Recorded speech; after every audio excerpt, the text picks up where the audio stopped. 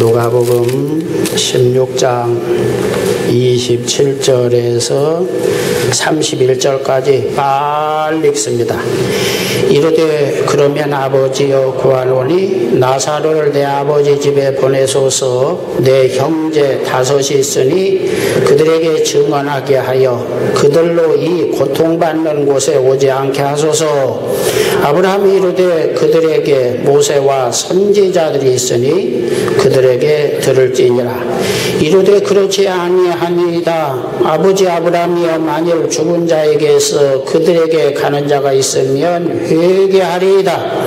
이르되 모세와 선지자들에게 듣지 아니하면 비록 죽은 자 가운데서 살아나는 자가 있을지라도 권함을 받지 아니하리라 하였다 하시니라. 아멘. 설이라고 하는 말은 그 어원을 깊이 생각하면 여러분들이 우리가 생각하는 그런 개념하고는 전혀 다른 말입니다. 우리나라의 최초의 그 국어학의 기초를 놓은 분으로 일제 이후에 해방 이후에 최남선, 김연배 이런 분들이 계십니다. 저희들이 초등학교, 그때는 국민학교죠. 뭐 이런 때, 또 중학교 이런 때에서 교과서가 말본이라고 하는 최연배 지음 말본 이런 것들을 우리가 봤습니다. 김연배가 아니라 최연배입니다. 그래서 이분들이 일제 후에 우리나라 국어에 굉장히 많은 신경을 써서 기초를 놓은 분들입니다.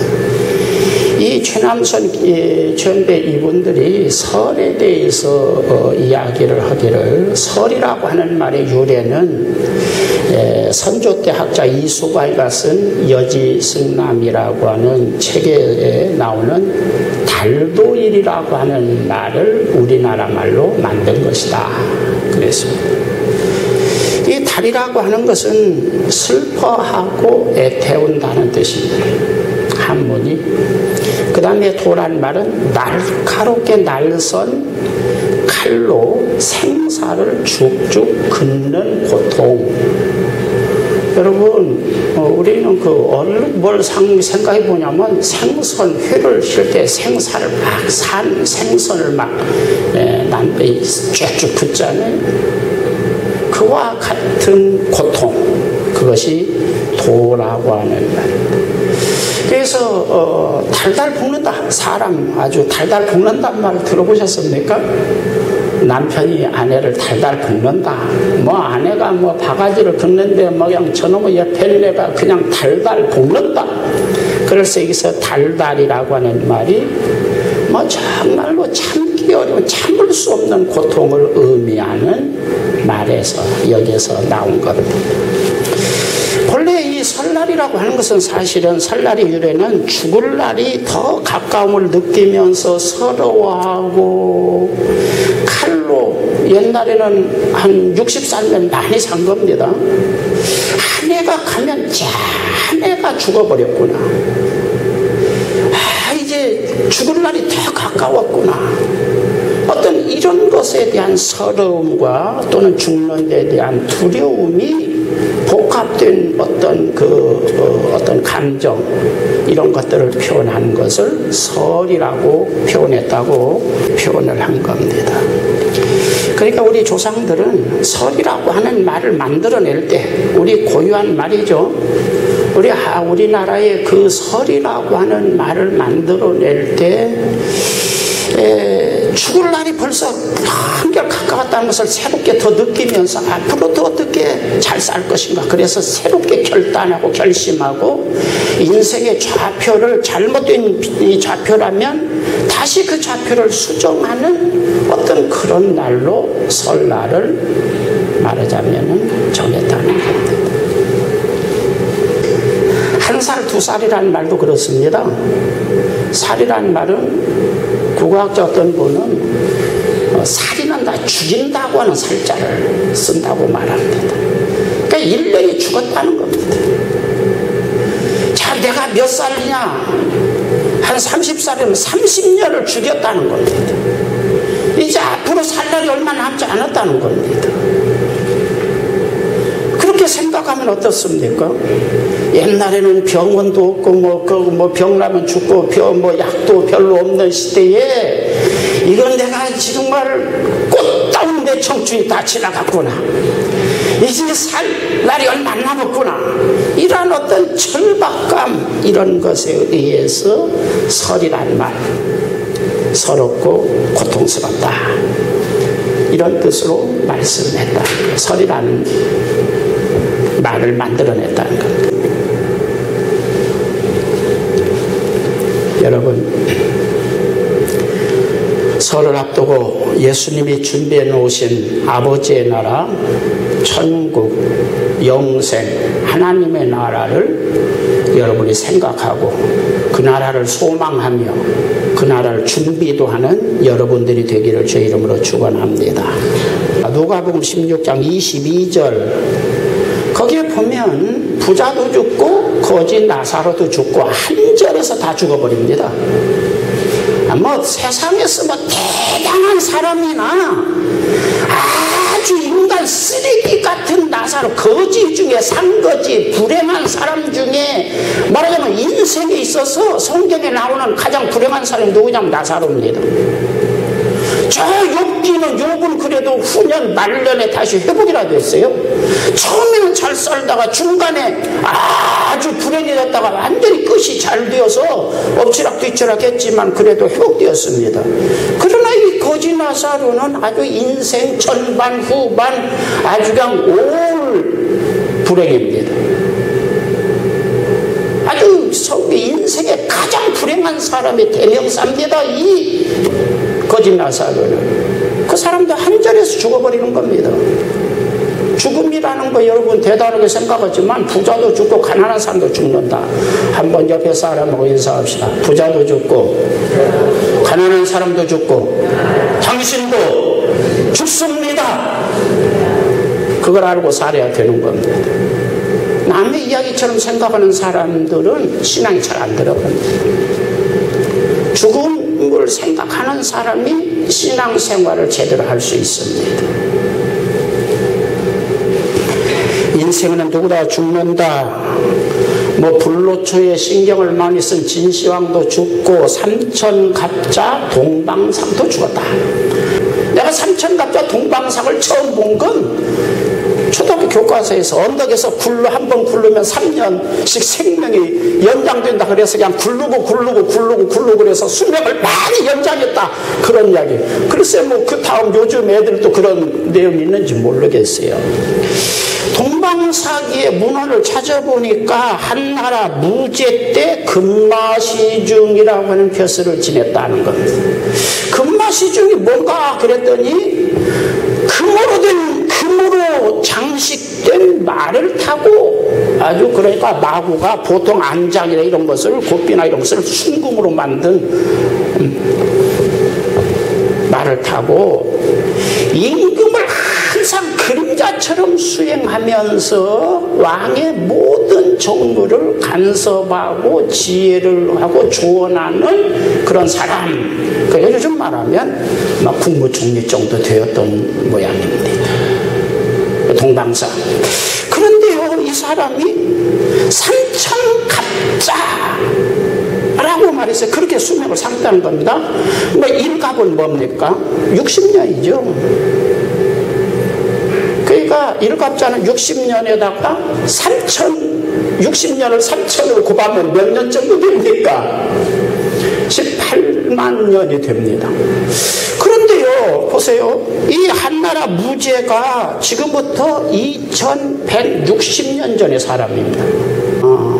말라기 선지자가 사역을 마친 지 한 200년 후의 사람.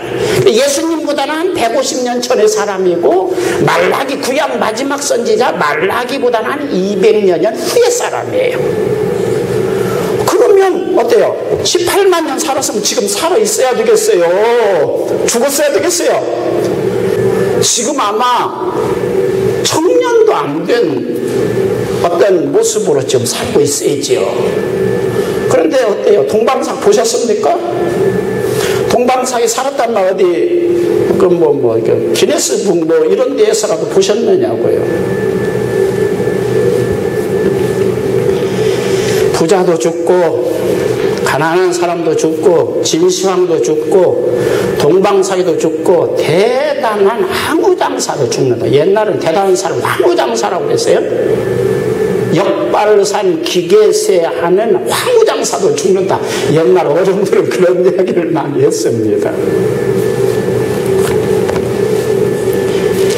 설날은 인생의 절대 명제인 죽음을 생각하면서 지내는 것이 옛날 어른들의 지혜였습니다. 경거망동하지 않고 어떻게 하면 남은 생애를 좀 가볍게 의미있게 뜻있게 보람있게 사람처럼 살 수 있겠느냐라고 하는 그 새 출발이었던 것은 내가 오래 살지 못한다, 언젠가 죽는다, 이렇게 생각할 때에 삶이 좀 진지해지기 때문에 죽음을 생각하는 날, 설이라고 부른 것입니다. 여러분들은 예수님을 믿는 사람인데 예수님을 믿고 교회를 다니고 구원받기 전에는 죽지도 말기 바랍니다. 죽으면 큰일 납니다. 왜냐하면 지옥 가기 때문입니다. 그 다음에 복에 대해서 말씀을 드리겠습니다. 설날이 되면 제일 많이 사용하는 언어가 뭐예요? 아저씨 복 받으세요. 아주머니 복 받으세요. 세배하면 야무개야 개똥아 너 복 받아라. 아이고 어르신네도 복 받으세요. 아주 막 이 설날 되면 뭐 그냥 복복이죠. 그래 안 그래요? 오늘 여기 보면은 이 성경에 누가복음 16장에는 두 가지 복이 나누어져 있습니다. 하나는 이 세상에서 무지무지하게 복을 받은 사람입니다. 날마다 호화롭게 잔치한다. 뭐 결혼잔치, 결혼식 하는데 잔치한다고 그러죠. 그런데 제가 아들, 딸을 시집 보내고 장가 보내기를 얼마 전에 했어요. 근데 잔치 비용이 얼마나 들어 그랬더니요, 이거 굉장히 많이 들어요. 이거 아들아이 장가 보내는데 한 500여 명 왔어요. 그런데 한 3만 원짜리면 얼마 정도 들었겠어요? 밥값만 1,500만 원 되는 거예요. 하도 부자니까 그런 것 가지고 뭘 많이 들었다고 그러세요. 그러는데요, 밥값만 1,500만 원. 그럼 나머지는 얼마나 될까요 또? 그거 여러분 가보셨지만 그거 아주 초라한 잔치, 그냥 보통 잔치입니다. 호화로운 잔치를, 그것도 이거 뭐 어쩌다 한 번이 아니라 날마다, 이건 무지무지 부자예요. 그렇게 막 그냥 호화롭게 잔치해도 돈이 막 샘솟듯이 솟는다 이겁니다. 하나도 나는 부담스럽지 않다 이겁니다. 이런 부자, 대단한 부자입니다.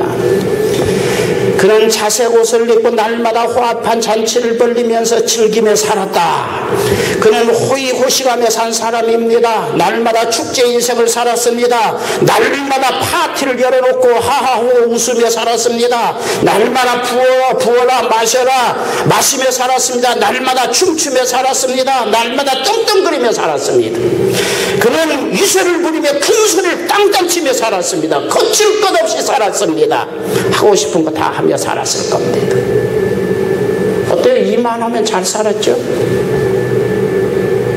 이만하면 정말 잘 산 거예요. 와, 복도야 큰 복을 받은 사람입니다. 그러면 입은 옷을 좀 계산해 보면 자색 옷을 입었다 그런데 고대의 왕이나 입는 옷입니다. 이 옷감은 저울에 달아서 매매를 한답니다. 판답니다.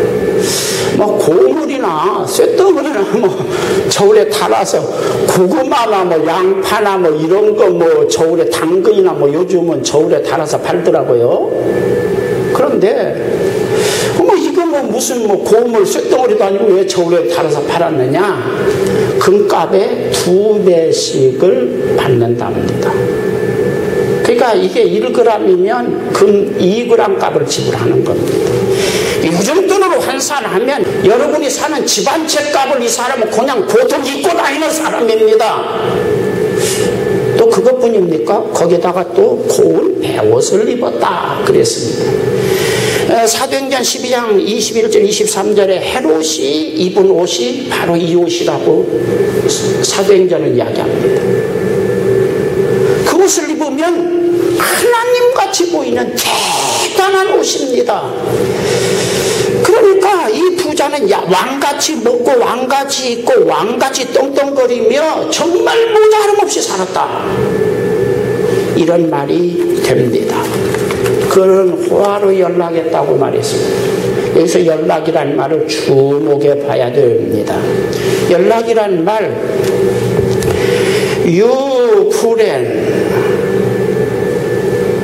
유란 말은 성공, 잘 되는 거, 형통, 뜻대로 되는 거, 이게 유입니다.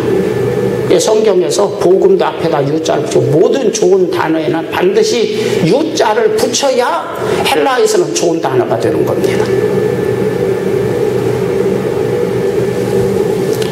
여기서 유라는 건 그렇게 성공, 번영, 잘 되는 거, 형통, 모든 좋은 것의 대명사 유를 앞에 붙이고 그 다음에 후렌을 붙였습니다. 후렌이란 것은 고삐를 매다 자가를 먹이다 그럽니다. 그런데 말을 보십시오. 성공하다, 형통하다, 자기 뜻대로 된다, 유라는 말과 후렌, 고삐를 매다라는 두 단어를 합치고 그것을 번역을 뭐라고 했다고요? 연락이란 말로 번역을 했습니다. 그게 무슨 뜻이 되겠습니까? 고삐를 잘 맸다 그러면은 연락이 안 되는 거죠. 고삐를 푸는데 성공했다. 여러분, 인생이라는 것은 도덕이나 윤리는 고삐를 매는 겁니다. 하지 말라는 겁니다. 도둑질하지 말아라, 어른을 보면 인사해야 된다, 공손해야 된다, 뭐 부모에게는 효도해야 된다, 이거 다 고삐를 매는 말입니다. 그런데 그 고삐를 풀어버리는 겁니다. 근데 여기서 이 연락이라고 하는 말을 고삐를 풀어버렸다, 하나님께서 맨 고삐를 풀어버렸다. 하나님이 우리를 매는 고삐는 뭡니까? 말씀으로 고삐를 매는 거죠. 하지 말라, 아담 하와가 하나님께서 선악과 따먹지 말라고는 고삐를 풀어버리는 겁니다. 마귀가 그 풀도록 만드는 겁니다. 그런데 요즘 설교를 들으면 하나님이 맨 것을 풀어버리는 겁니다. 그리고 그것이 하나님의 말씀이라고 이해하고 있는 겁니다. 오늘 여기에서 이 부자가 연락이라고 하는 건 뭐냐면 하나님께서 묶은 말씀하지 말라고 하는 것을 해제해버린 겁니다. 절제가 없는 겁니다. 바로 앞장이 지금 우리 본 누가복음 16장 바로 앞장이 몇 장이요? 목사님 뭘 그런 걸 보러 16장 바로 앞에는 15장이지요. 15장의 주제가 뭡니까? 제일 중요한 것이 탕자의 비유가 거기 나오는 겁니다. 탕자가 왜 탕자입니까? 아버지의 주제에 고삐를 풀어버리는 겁니다.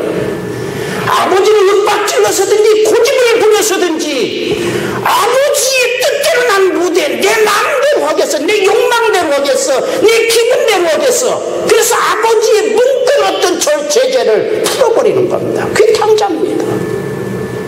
오늘 여기에서 이 부자는 왜 지옥에 갔냐? 지옥에 갔는데 나중에 생각하고 풀겠지만 너는 살았을 때 좋은 것을 받았고, 그 말하고 지금 이 말이 일맥상통하는 말입니다.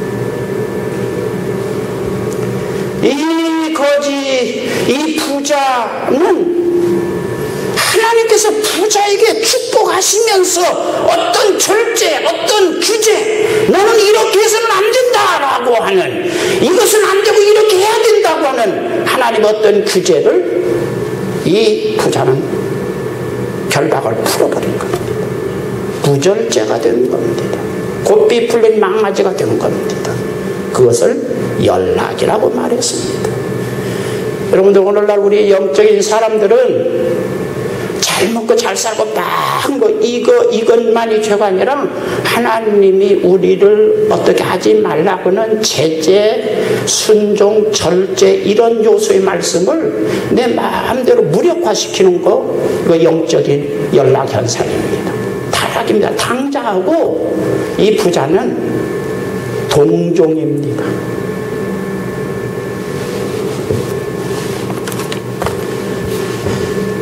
부자든지 가난한 사람이든지 절제가 필요합니다. 한번 따라서 합시다. 부자도 절제가 필요하고 거짓 나사로도 절제가 필요하다.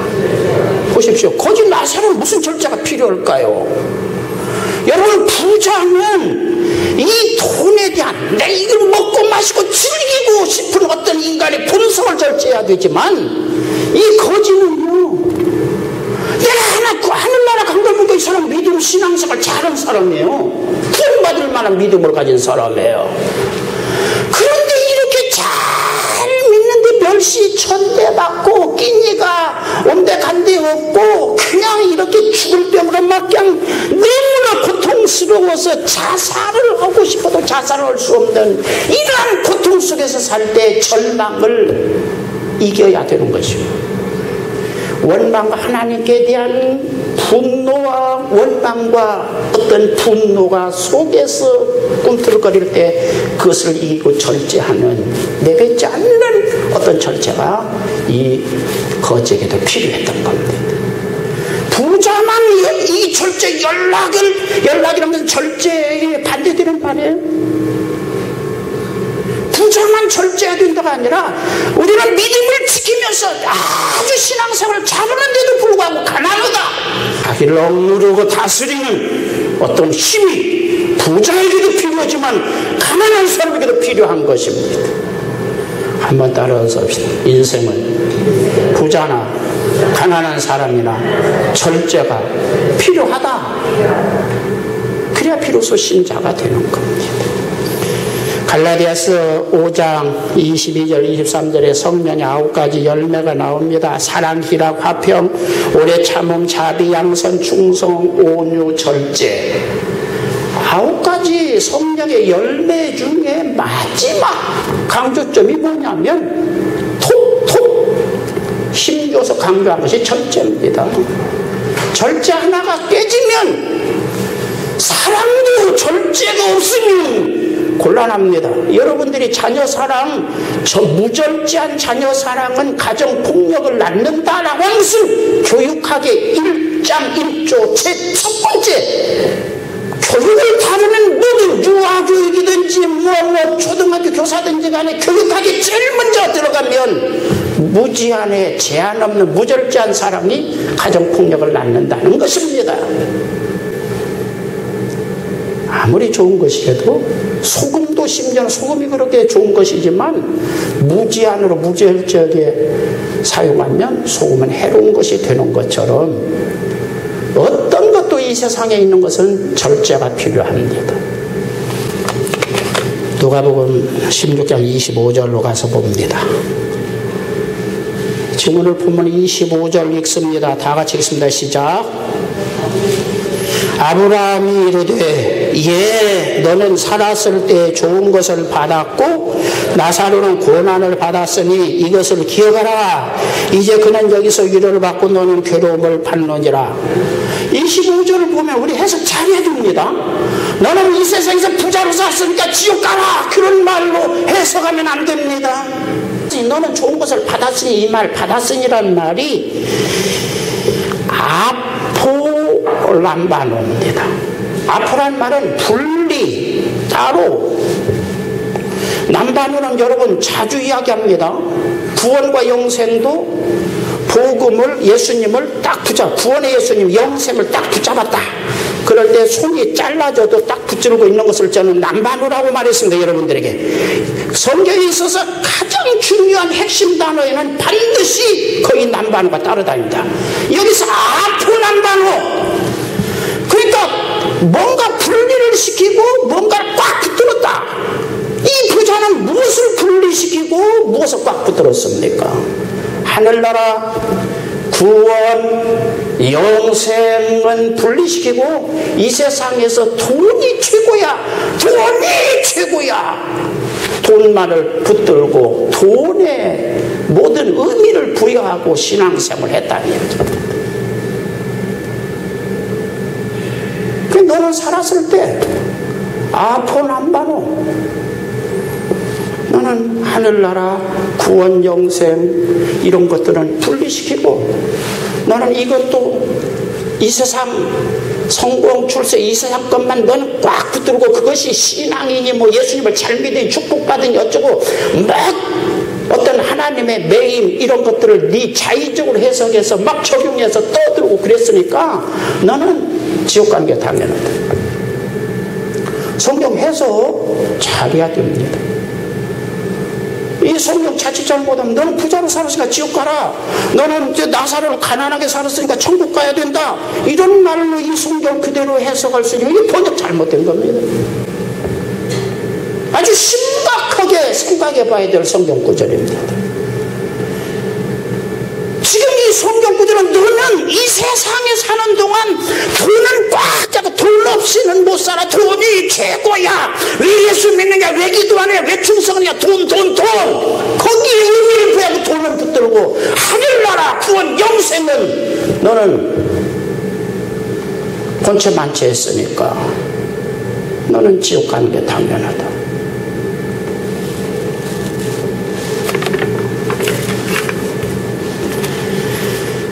오늘 이 세상에서 부자도 되기를 바랍니다. 내가 생존해 가는데 생물학적인 이 목숨을 부지하고 가정을 건사하고 자녀를 키워내는데 돈이 필요합니다. 그 다음에 선한 사업, 디모데전서 6장에 보면은 영생을 취하라고 하는 하나님의 대명령, 이 복음, 영생의 복음을 땅끝까지 전하는데 내가 무엇인가 역할을 하는데 사명적인 삶, 이런데 돈이 필요합니다. 그 다음에 또 우리가 이 땅에 사는 동안 자기 자신만이 아니라 이웃의 정말 이런 거지 나사로 같은 사람을 조금 배려하고 생각하는데 돈이 필요합니다. 그런 면에서 돈이 필요합니다. 잘 먹고 잘 살고 떵떵거리고 1억 원짜리 옷을 입고 막 이런 것들은 곤란합니다. 자, 이 거지 나사로를 한번 생각해 볼 필요가 있습니다. 이 거지 나사로는 21절 보니까 뭐 주워 먹고 살았어요? 부자 상에서 떨어지는 부스러기 것으로 배불리리 하며 심지되어 개들이 와서 그 헌대를 핥더라. 이것을 좀 저 나름대로 각색하는 이런 이야기가 됩니다. 이스라엘 유대의 그 대단한 부자들은 물에다 손을 씻지 않습니다. 여러분도 물에다 손 씻죠? 그런데 이스라엘 유대 나라는 물이 귀해가지고 항아리에다 물을 받아놓고 며칠씩 받아놓고 씁니다. 물을 아주 그 더운 열대 지역에서 물을 항아리에다 받아놓으면 며칠 전에 어떻게 될까요? 뜨뜻미지근해집니다. 그러면 뜨뜻미지근하면 뭐가 많이 번식할까요? 세균의 온상입니다. 이게 부자들은 뭘 챙겨야 내가 어떻게 하면 건강히 오래 살까? 이거 건강 무지무지하게 챙깁니다. 그래서 빵 조각으로 포도주로 손을 씻으면 포도주에 무슨 성분이 있어요?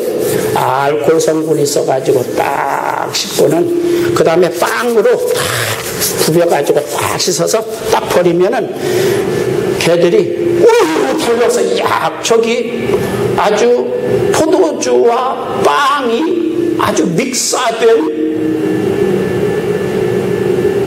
빵을 먹는 겁니다. 빡 우리로 몰려드는 겁니다. 그런데 여보시오, 이거 한번 생각해 보세요. 개하고 나사로가 딱 마주 달려가서 딱 그 빵을 주워 먹으려고 할 때 어떨까요? 개가 어떻게 했습니까? 쳐다보고 이를 안 눌러서 이런 자식 개 놈들을 여러분 걔 입장에서 한번 생각해 보십시오. 걔가 뭐라고 했을 때 나사로에게, 야, 나는 이 큰 집에 밤낮으로 순찰하고 밤에 야간 경비를 내가 잠을 안 자고 하고 그냥 좀 이상한 사람 있으면 내가 경고 그 역할을 내가 밤에나 낮이나 충실히 한 그 노동의 대가로 주인이 나에게 준 거야. 이 자식아, 이 새끼 너 뭐였어? 이 자식이 아주 세상 공짜가 없어. 나는 일하고 먹는 거야. 주인 집에서 주인이 나 먹으라고 준 거야. 나사로가 미안해. 미스터 톡, I'm sorry. 미안하다. 이렇게. 그리고는 다 먹은 다음에, 야, 그래도 같은 처지에 내가 너 구제한다. 주인이 너 구제한 거 아니야? 내가 너에게 주는 거야. 걔가 좀 남겨주면 그걸 먹고 살았다. 뭐 그런 이야기가 되는 이야기 아니겠습니까? 말하자면 걔만도 못한 인생을 살았다 이거죠. 이 거짓 나사로는 걔만도 못한 그런 인생을 살았다는 겁니다.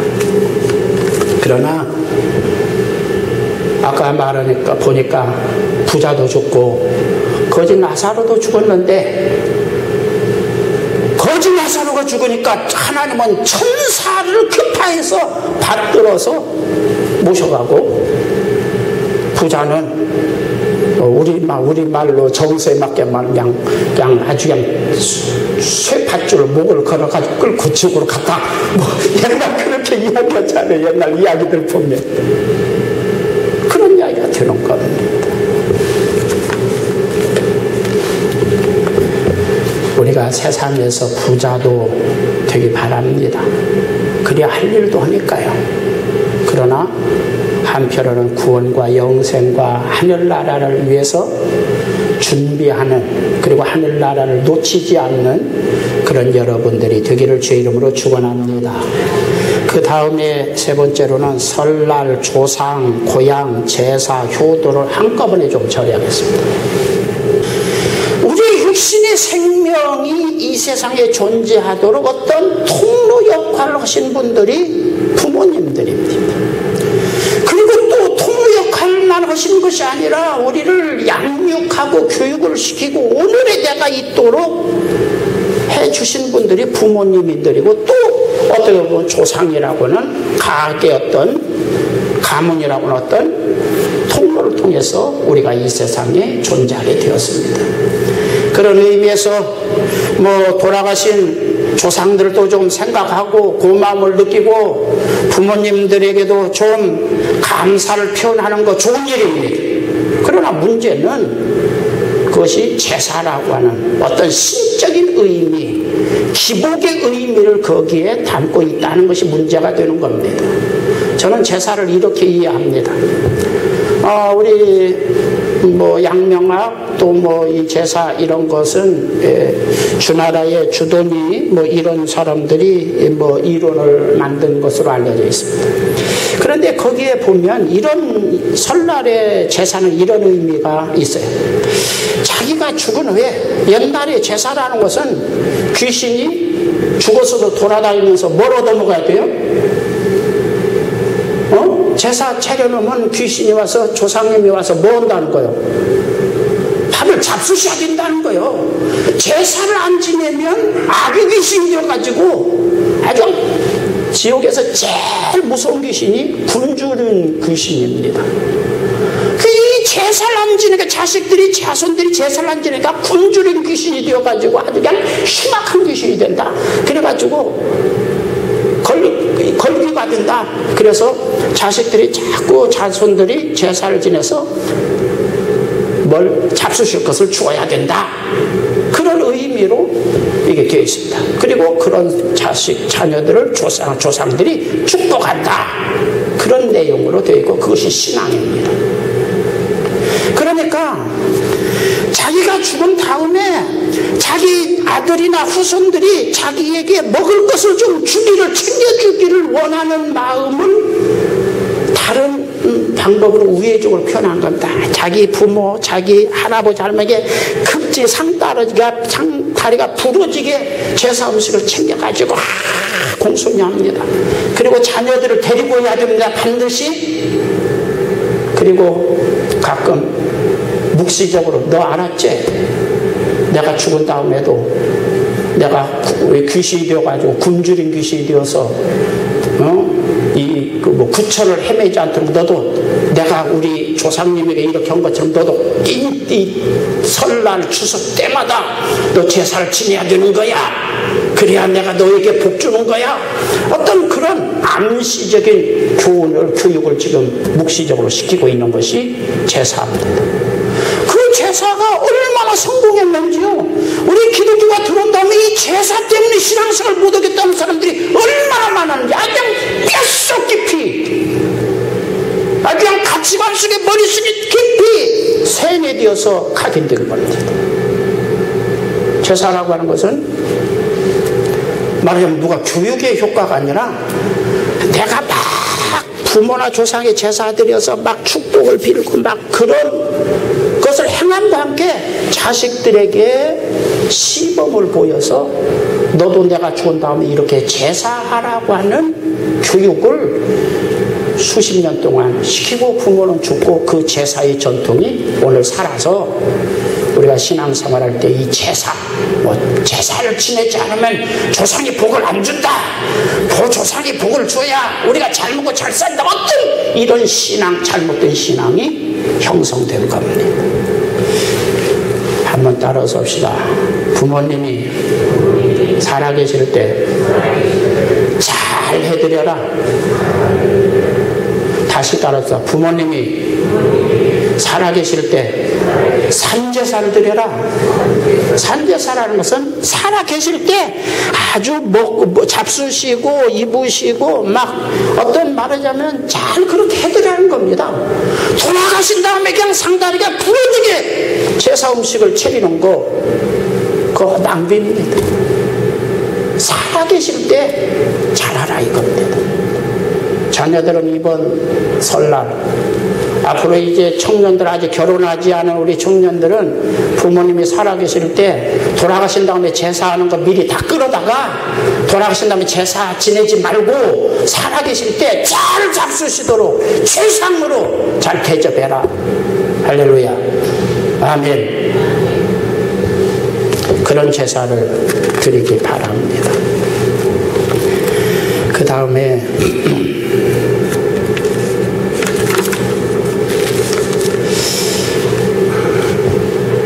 지옥에 가면 기도도 안 통하고 전도도 안 통합니다. 전교교에서 연옥소를 이야기하는데 오늘 본문에서는 연옥소를 정면으로 부정하는 말씀입니다. 이 부자가 지옥에 떨어져가지고 물 한 방울만 나사로 손끝에 적셨었는데 이 목이 너무나 타니까 좀 시원하게 해주세요. 그것도 지옥에 떨어지면 일체의 기도, 자비가 일체의 사랑이나 자비나 이런 것이 시행되지 않습니다.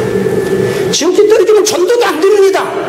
살아있을 때 전도는 유효합니다.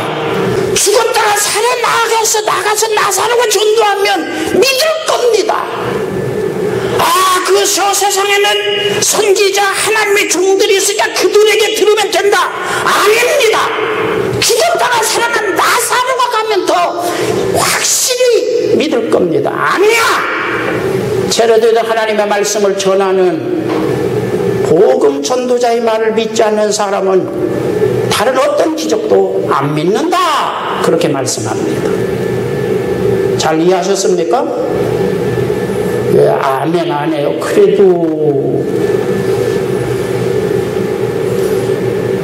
여기 보면 지옥 가면 지옥에 떨어지면 전도 요청도 그 부모 형제들을 전도 좀 해주세요. 그 요청도 안 됩니다. 성경 잘 이해하시기 바랍니다. 여기에서 천주교와 개신교의 차이가 연옥설이나 이런 것이 구분되는 것입니다. 전도는 이 세상 사는 동안 하는 것입니다. 이번 설에 부모, 형제, 친지에게 전도해서 구원받게 하는 전도의 기회로 여러분들이 좀 삼기를 주의 이름으로 축원합니다. 부모님을 전도하는 것이 가장 큰 효도입니다. 형제들 예수님 믿고 구원받게 하는 것이 가장 큰 형제 우애요 사랑입니다. 이것을 여러분 명심해요. 아까 찬송가 사랑하는 주님 앞에 그 찬송가 오해하지 마십시오. 전도에서 예수님 믿고 구원받게 하는 것이 가장 큰 전도 사랑입니다.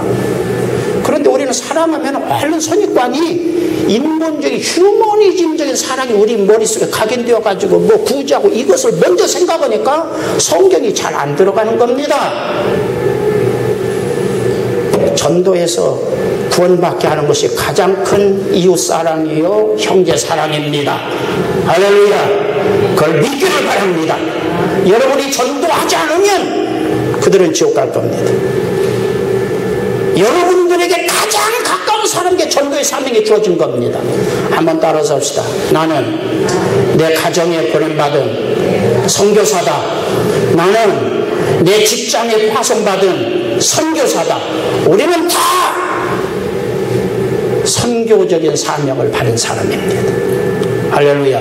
여러분이 성령을 받았다면 성령을 너희에게 성령이 마시면 너희가 권능받고 예루살렘, 유대, 사마리아 땅끝까지 가서 내 증인이 되리라 라고 하는 선교의 사명을 받은 사람입니다. 할렐루야. 23절 봅니다. 시작. 다 같이 읽습니다. 23절. 왜 그렇게 지리멸렬이요? 지금 왜 집에 가서 빨리 떡 먹어야 되는데, 콩나물 무침해야 되는데, 부치기 해야 되는데, 그래서 지금 정신이 집중 안 되는 겁니까? 자, 23절 읽습니다. 시작.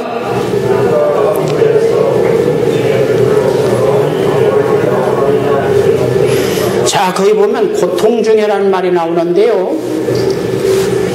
이 바사노스라는 단어를 썼습니다. 바사노스는 여러분 그 시골에서 요즘 설날 되면 시골에서는 콩을 불려가지고 맷돌에다 넣고 들들 갈죠. 그래서 그 두부 만들 때 집에서 옛날에 시골에서는 두부 직접 만들어 먹잖아요. 근데 콩을 맷돌에다 갈면은 콩이 어떻게 됩니까? 완전히 가루되지는 게 정답 바스라지는 거죠. 이 바사노스란 말은 맷돌로 갈다는 뜻입니다.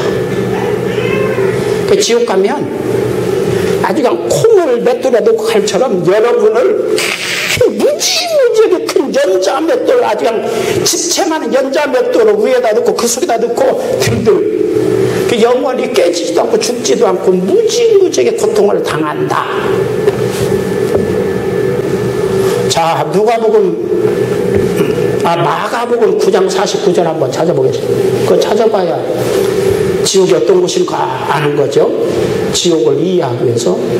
여기서 지옥의 고통을 지금 이야기하는데, 바사노스 이야기하는데, 마가복음의 지옥의 고통 찾으셨으면 읽어보시기 바랍니다. 시작. 자, 지옥 가면 어떻다고요? 뭘 막 치는 거예요?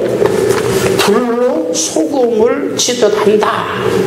마가복음 9장 49절. 자, 지옥은 그 고통이 어떠냐? 그럴 때에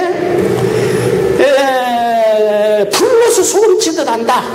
여러분 이와 같아요. 뭐 살을 그냥 맨 살을 그냥 쫙쫙 면도칼 찍고 거기다가 소금을 뿌리는 것과 같은 그보다 더한 고통이다.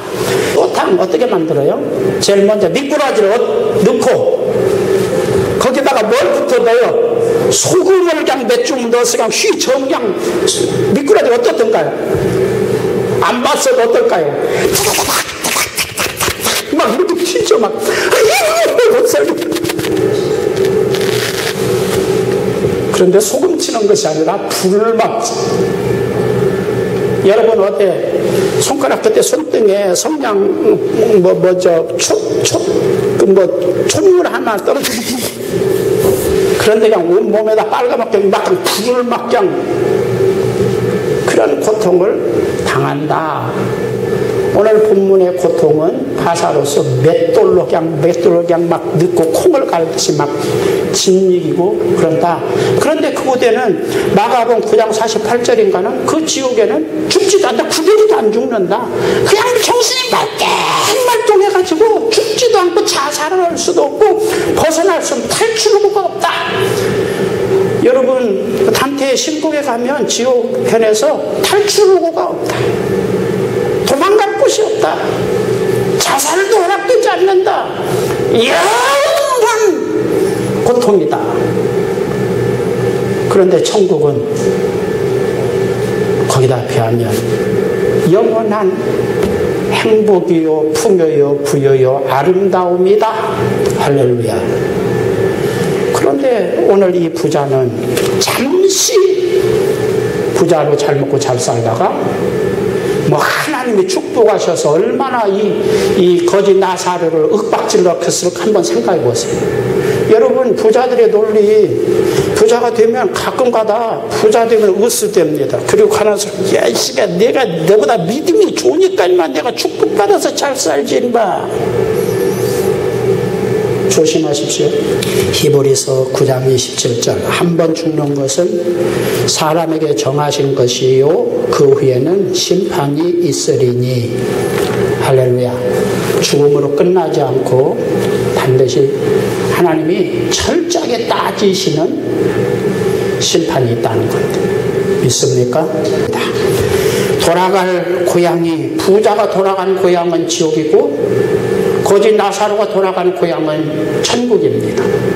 여러분이 앞으로 돌아갈 고향은 어디입니까? 주님께서 예비하신 천국인지 아니면 이 부자처럼 어떤 고삐 풀린 망아지처럼 절제 없이 내 마음대로 내 기분대로 막 살다가 결국은 영원한 지옥에 떨어지는 것인지 여러분의 돌아갈 고향이 어디인지 생각해 보시기 바랍니다. 교회를 다녔다고 구원받는다고 성경은 말하지 않습니다. 이 부자도 하나님 믿은 사람이요 안 믿은 사람이요? 아브라함을 뭐라고 불러요? 아주 고개를 빡빡해서 아버지 아브라함 왜 내가 여기 옵니까? 뭐가 잘못된 것 같은데요? 세상에는 심판의 오류가 있을는지 모르지만 하나님의 심판에는 오류가 없습니다. 재심도 없습니다. 단 인위적으로 끝나는 것입니다. 오늘 이 부자는 하나님을 믿는 사람이었습니다. 아브라함의 직계친 자손인 것이 분명합니다. 그래도 지옥에 떨어졌습니다. 또 오늘 성전에서 부모님이 돌아가신 다음에 뭐 제사 지내고 뭐 어쩌고 하는 것보다 살아계실 때 잘 잡수시게 해드리고 죽고 이렇게 하시지 않도록 남노게 하지 않도록 여러분들이 부모 자녀들이 마음을 쓰는 설날이 되기를 바랍니다. 그래서 정말 믿는 성도에게 주시는 축복, 구원과 영생의 축복도 받고 따라서 합시다. 부모에게 효도하는 자는 땅에서 잘 되고 장수하리라. 할렐루야. 부모에게 효도해서 땅에서 잘 되는 복도 받기를 주의 이름으로 축원합니다. 또 설날은 만남의 날인데 부모, 형제, 가까운 사람, 예수님 안 믿는 사람 그대로 놔두면 지옥 갈 거니까 내가 해야 될 일이 전도라고 확신하고 할 수 있으면 전도도 하기를 주의 이름으로 축원합니다. 주의 은혜와 사랑을 감사합니다. 오늘 또 저희들